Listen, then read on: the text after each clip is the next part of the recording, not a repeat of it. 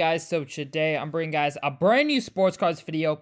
In today's video, I'm going to be talking about the absolute easiest way that I make money, one of my strategies that I really use when investing in sports cards. So without further ado, we're just going to hop right into it.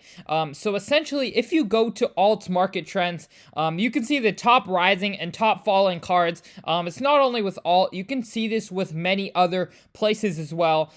Just different card ladder, other places like that. But pretty much what you can see is that every single month, there's a certain amount of cards that are going to rise 10+%. And then there's always going to be a handful of cards that drop as much as 25%. And essentially what I like to do is go through these names, look at some of the players who have dropped the most. And those can be the greatest opportunities. So one, for example, could be guys like Russell Wilson or, guys like Mac Jones, whose card prices have really got beat up. Sometimes it's even for no reason. Guys like Joe Montana, all of a sudden their card prices go down 6-7% in a month. And that can honestly be some very good places to look for opportunities. One example was Justin Fields. So Justin Fields' market, as you guys can see by this 90-day trend, his market was really going down. And I was like, there's no reason this is happening. Of course, he had lost in the playoffs and you had seen a big sell-off. But it got to a point where I was like, wow, his market is down close to 15-20%. I think he's going to be hot leading into next season. I personally bought in around this area, and it's already up a good 15% since then. When it was down, it's pretty much down 17% or so, and now it's up 2.4%. And so essentially there's a lot of good opportunities, a lot of cards that dip for hardly any reason that you can find good upside in. Same goes across for all sports. If you believe that their card price drop for a reason that is temporary, you're going to see their prices bounce back. Chances are. So a lot of the times you're going to have players go up and down. You see guys like Jackson Holiday, their markets are really volatile. A lot of younger players are going to have more volatile markets. And essentially what you can do is find those spots where you can buy in because of a temporary drop.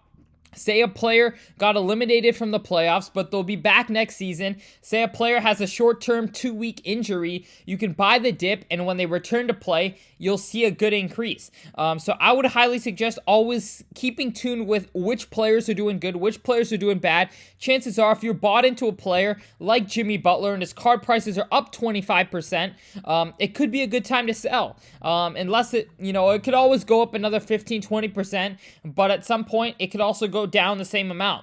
A lot of prices are driven by hype, not necessarily driven just by on-court play. If Jimmy Butler wins the NBA Finals, there's no guarantee his prices are going to go up.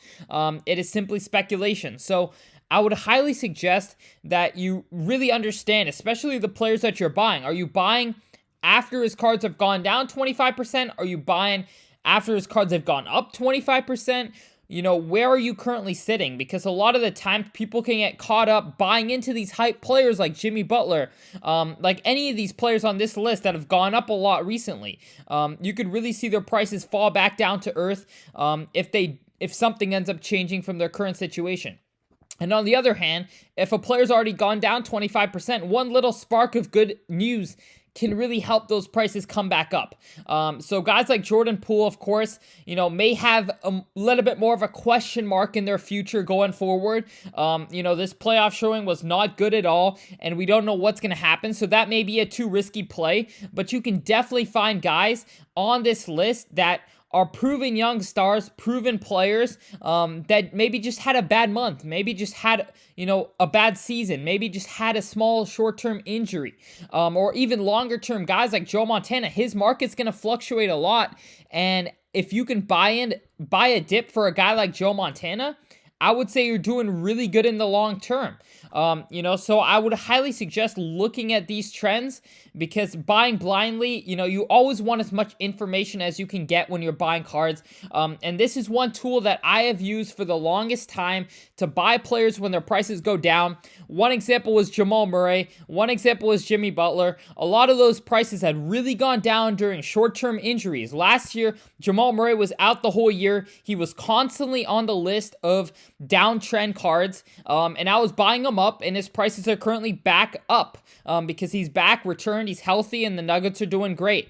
So I'd highly suggest, at least taking a look. Say you don't use it, but there's so many great opportunities in this market right now. So many cards that are doing good, so many guys that are doing good. You just have to really find those opportunities. So a lot of people saying the sports card market is not where it used to be. There's not as much places to make money. There certainly is. You just have to look for them. That would be what I would say.